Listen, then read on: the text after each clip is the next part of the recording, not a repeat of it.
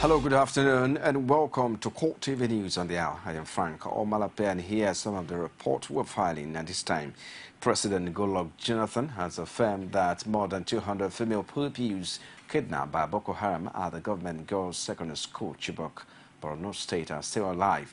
The president made his revelation during a current affairs program, Kakaki, on the African Independent Television, claiming that the girls were still being kept by Boko Haram, in contradiction to Abubakar Shekau's statement in a video released in October 2014 to the media that he had married off the pupils in a previously statement. The group's leader had threatened to sell the girls as slaves. He argued that if the schoolgirls had been killed, the Boko Haram insurgents commander Shekau would have released a video showing how the girls were murdered. According to the president, the Nigerian security forces are also wary of storming the main stronghold of the terrorists because they fear the insurgents may use the girls as shields. And the schoolgirls, who have spent more than 300 days in captivity, were abducted in April 14 last year during their West African Examination Council final papers. A report has it that Boko Haram fighters have killed 68 people, mainly teenagers and the elderly, in a fresh attack on Njaba, setting the entire village on fire in Damboa local government area of Borno State. A civilian JTF leader said that the fleeing fighters attacked the remote village between Monday and Tuesday morning and touched houses in the community. Also, a military source said on Thursday that the Boko Haram fighters started shooting into houses in Jaba at about 5:30 a.m. on Tuesday. The village is close to the town of Damboa and about 100 kilometers south of Maiduguri, the state capital. A Damboa resident, Kori Bulama, whose father was among the people killed, said he was the only son of his father. He also complained that the military had not visited the village. He said there was no military presence in Jaba village since last Monday. A senior local government official in Damboa, who declined to be named, said that most of the victims were teenagers. While eyewitnesses say Boko Haram fighters have massed in Gwoza, Borno State, and killing several residents in the town considered to be the group's headquarters, Senator Alin Dume reveals he had received reports of the insurgents' build-up in the town where Boko Haram last year had declared its caliphate. Ndume, who has fled Gwoza on Tuesday, said the militant fighters had also killed several male residents in the town. According to his source, who confirmed the development, they said looking at the rate at which it was losing territories to security agents in recent times, decided to embark on mass killings.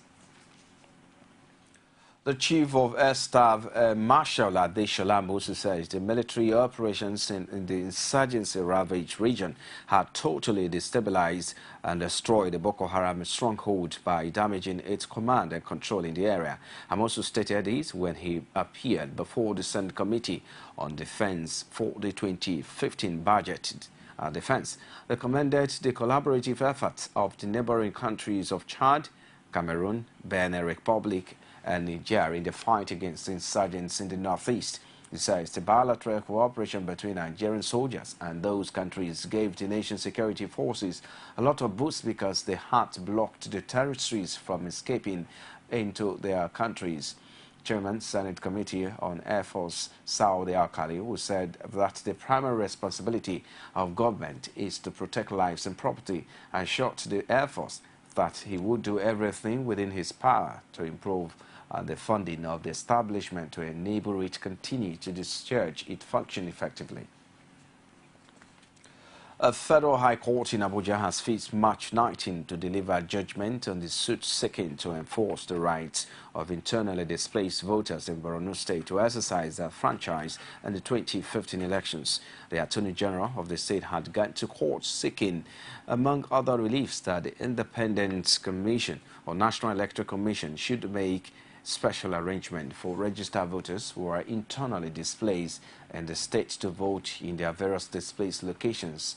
In his argument, counsel to the plaintiff Reke Atafa noted that failure by INEC to provide facilities that will allow the IDPs to vote will amount to denying them their constitutional rights. But counsel to INEC Onyechi Ikpeazu insisted that the Commission had taken administrative measures that will allow registered IDPs to vote. He consequently asked the court to strike out the suit. The presiding judge, Justice Ahmed Mohammed, adjourned the matter till March 19 to deliver judgment after listening to both parties. The police authorities in Kano have advised imams of Jumaat Mosque to set up security committees consisting of resource personalities. This, according to the police, is with a view to putting a stop to a situation where youth carrying weapons at mosque in the name of providing security. Commissioner of Police Ibrahim Idris delivered the message at a meeting with the imams on security issues affecting the mosque. The police also advised that they conduct searches on people to ensure that no one goes in with dangerous weapons. They were further advised to liaise with the division of police officers in their area in order to provide effective security coverage. For their part, the imams expressed deep appreciation to Commissioner of Police for meeting them twice at Simin office in the state. They also pledged to ensure peaceful coexistence in the state by teaching good religious and moral values. And now the anger of Nigerians against epileptic power supply or total outage has played out in Iworoko Ekiti, a host community of the Ekiti State University. The Ado Ekiti Abuja Road was blocked by the angry protesters and made commuters and workers stranded for several hours. Attempt to open up the roads led to a face-off between the police and the protesters, even as the Benin Electricity Distribution Company vows not to connect the communities until their debts are paid. Our correspondent Rashid has more. Iworoko Ekiti, a co-host community of the Ekiti State University, is protesting against power outage, which spreads across other communities like Afao Ekiti, the town of Governor Ayodele Faoshe, and the governor's chief of staff, Dipo Anishulo. All entreaties by Anishulo was rebuffed by the protesters.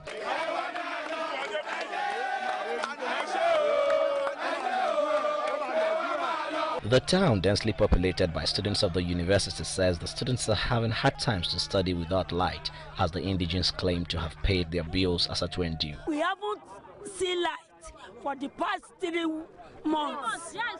And this is Iworoko, and we have been paid a good money. The day we pay money, they cut off our lights. We want them to restore our light with immediate effect. That is what we want. Our exam is coming. Our exam is coming, and we must read with this light. We cannot continue to live in darkness. It is not possible. Just ran to these boys. They blocked the whole road. That there's no light for about 2 months. See, that's what they subjected everybody to since morning. We couldn't go to our work.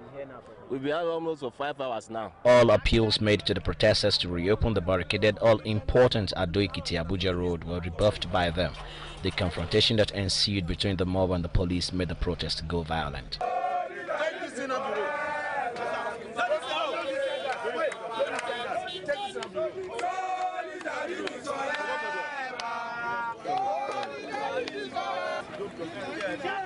Okay, don't block the road.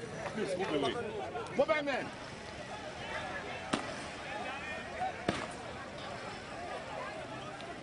That side. That side.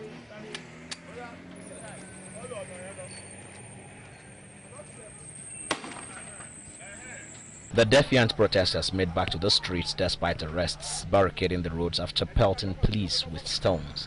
This forced the police for reinforcement. The public relations officer of Benin Electricity Distribution Company, Kayode Brown, speaking on phone, confirms withdrawing their service from the communities affected due to non-payment of over 91 million naira.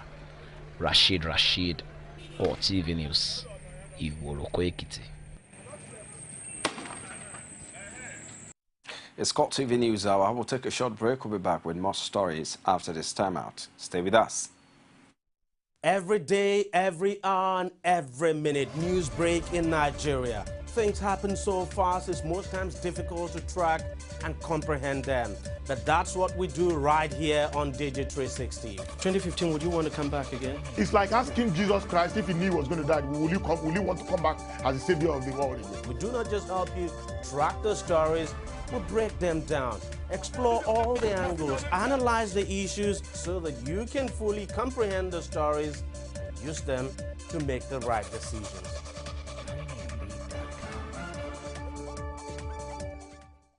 This is CoreTV News Hour, live from our Lagos studios. For more information on our news and other programs, like our Facebook page, it's facebook.com/CoreTV News. You can as well follow at CoreTV News NG.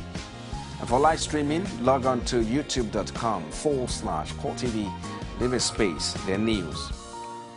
And now the presidential candidate of the All Progressive Congress, Muhammadu Buhari, is back in the country from the United Kingdom after a 2-week break from the campaign trail. The APC flag bearer arrived at Abuja at about 5:40 a.m. and declared that he was physically and mentally fit to continue soliciting votes of Nigerians in March 28 presidential elections.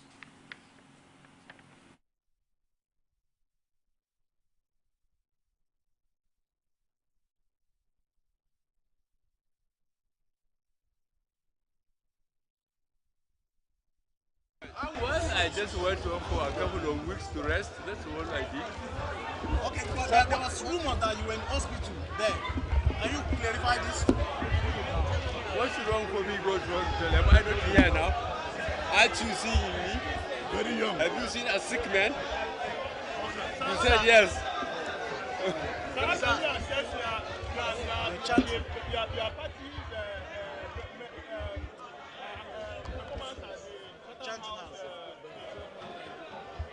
Well, I went to Chatham House. I read an address, and I was approaching an answer session, which you as a pressman ought to know. So what do you want me to talk about again?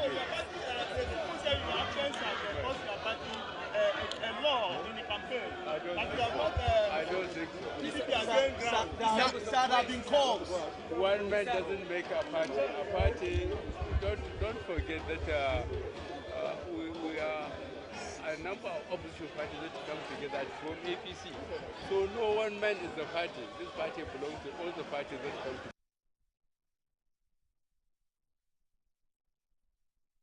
Meanwhile, Ondo State Governor and convener of Youth Post-National Conference, Olusegun Mimiko, has called on youth in the southwest region of the country to come out en masse and vote for President Goodluck Jonathan in the forthcoming presidential poll, as the shunned propaganda played by the opposition. While addressing the group, Mimiko stated that the 2015 presidential election is a decision to choose a path of light instead of darkness. A correspondent, Omotalo, was at the Ondo State Capitol and filing this report.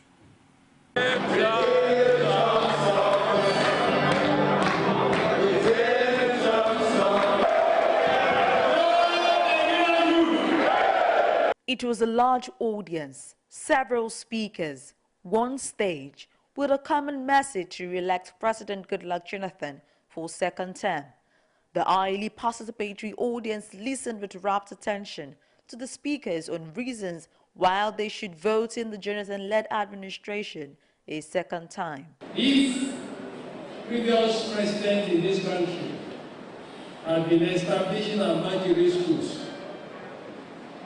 to take these children off the streets and turn them into real human beings that have hope in their future, Boko Haram will probably not have ready recruits for suicide bombing in Nigeria today. We just cannot vote for somebody who will not implement the compound recommendation and who will dash the hope of the Yoruba nation and all efforts of our great fathers and mothers. For these national youth leaders, Jonathan holds the interests of youth in high esteem, and his promise to implement the recommendation of the National Conference will be of great advantage to the young generation. By age, he's younger, he's energetic, he's stable, and in all sense of healthy practice, he is fit to rule Nigeria, to lead Nigeria, and to move Nigeria forward. We've been working with him for the past few years, and is someone that when you have opportunities to sit down with him, you would discover that he has the interest of Nigeria at heart and is committed to Nigerian project. And if you have such person, then we shouldn't think of any alternative for now. In reaction to the conference message tagged National Confab recommendation on the Nigerian youth, these participants re-echoed their pledge to vote in President Jonathan at the forthcoming poll. In our side there, the way people are, the way the crowd is, I mean the APC, they try to confuse us on some things, on some irrelevant issue, which some of us was driving to. But I thank God I'm here today. I had a lot from our leaders, from our professor, and which was solid evidence. My only advice to him is to look on, move on, not to look right, not the left, because attackers will usually come on. The conference also focused on debunking allegations made by oppositions and enlightenment on the hope and future in Jonathan's continuity ambition. As youths across states in the southwest part of Nigeria leave the Ondo Cultural Center at Degbemile with a charge towards President Goodluck Jonathan in 2015, the response to this message remains a matter to be decided at the poll. Omotayo CoreTV News, Akure. In the meantime, the APC Presidential Campaign Organization has accused the National Broadcasting Commission, NBC, and Advertising Practitioners Council of Nigeria, APCON, of promoting violence and hate with their inability to sanction radio and TV stations in industry players and groups who continuously breach regulations governing their activities. The campaign team specifically challenged the NBC to make good it threats to wage the big stick against airing broadcast stations by applying its coach to all industry players across board without fear or favor.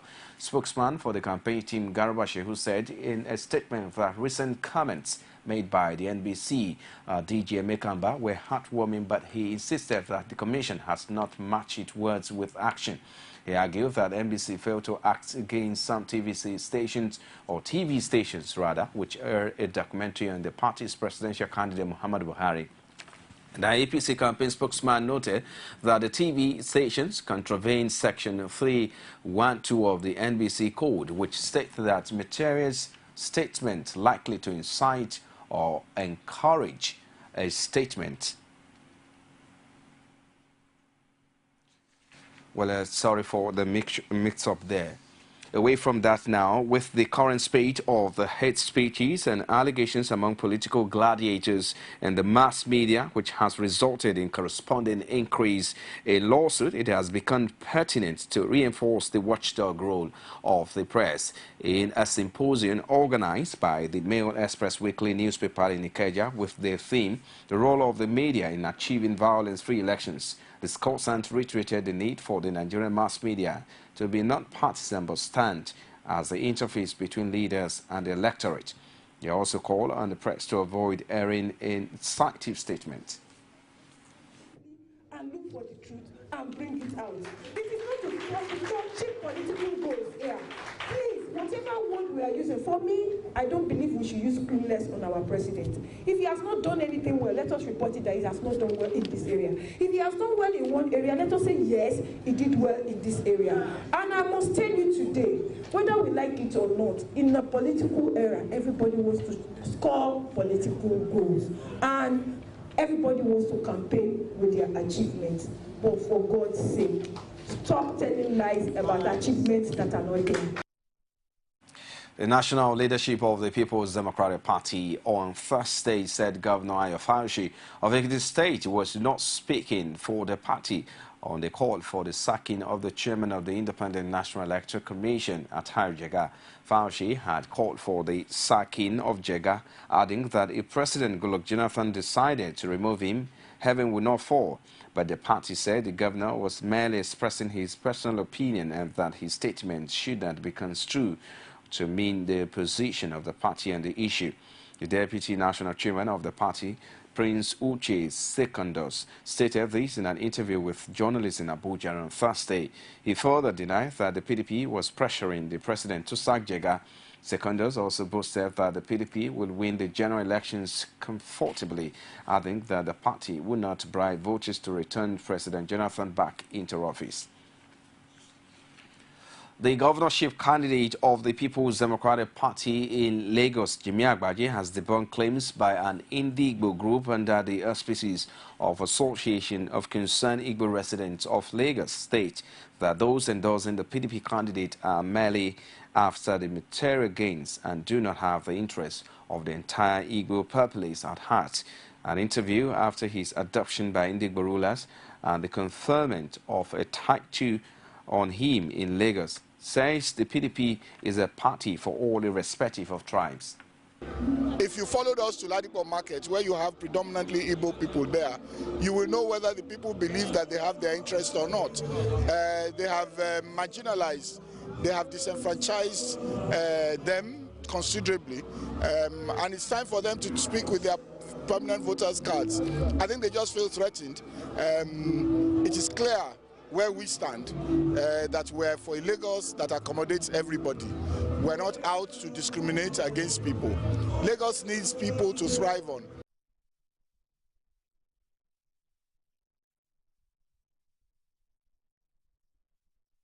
Going by any name or by any association, I see them as those who are opening shops because of the situation we find ourselves. Whenever there's political error, they open shop to make money out of the gullible politicians.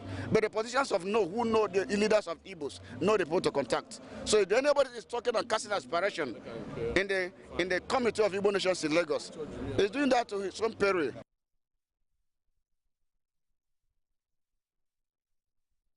The Ogun State chapter of the Joint National Public Service Negotiating Council has planned to embark on a 3-day warning strike. The said industrial action is to commence from Tuesday, 10th of March, in respect of the deduction of their 4-month salaries, which the council has described as wickedness on behalf of the state government. Our correspondent Olajumoke Olatoji has more in this report. After a series of letters that were claimed to have been unattended to, the Ogun State chapter of the Joint National Public Service Negotiating Council, which is an association of senior civil servants of Nigeria, has decided to embark on a 3-day warning strike on behalf of the state civil service. Speaking on behalf of the council, the State Secretary Modiu Bello says after a series of negotiation and dialogue concerning the deduction of their 4-month salaries, which includes October to December 2014 and January 2015 respectively, proved abortive. They considered the strike necessary to drive home their points. Sequel to the refusal of the state government to accede to the demand of workers in the state public service over the unpaid 4 months deductions made from their salaries October, November, December 2014 and January 2015. The Joint National Public Service Negotiating Council, that is JNC, on behalf of the state public servants, hereby issued a 3-day warning strike effective from 10th Tuesday to 12th Thursday, March 2015, to drive home their demands. Another case made by the council is the unremitted contributory pension funds, which they say is against the constitution of the labor laws. In realization of plea made by the government, Labour agreed to defer further negotiation on the issue of outstanding contributory pension fund deductions until after the general election. In view of the foregoing, state public servants are hereby directed to stay away from their duty post from 10th Tuesday, March to 12th Thursday, March 2015. This strike, they say, is just a preamble to what is expected if nothing positive comes up from the state government. Olajumoke Olatunji, CoreTV News, Abeokuta. You're still watching CoreTV News Hour. We'll take another break. We'll return with stories outside Nigeria. Just stay with us. From time immemorial, women have birthed life, shaped character, and by extension, influenced the society. Moremi of Ife, Emoten of Benin, Queen Aminat of Zaria, all women of influence and power. Whether it's before election, after election. How ironical. Women being so powerful, yet have few grounds in decision making. They see you as a wife, and I see you as a wife to a man. We are talking women in politics. A woman will be bold enough to stand up and say, I want to become president of Nigeria. Only on CoreTV News. Outside Nigeria now, the U.S. ambassador to South Korea, Mark Lippert, is said to be recovering from surgery Thursday after having his face and arm slashed by a knife-wielding activist in an attack applauded by North Korean state media.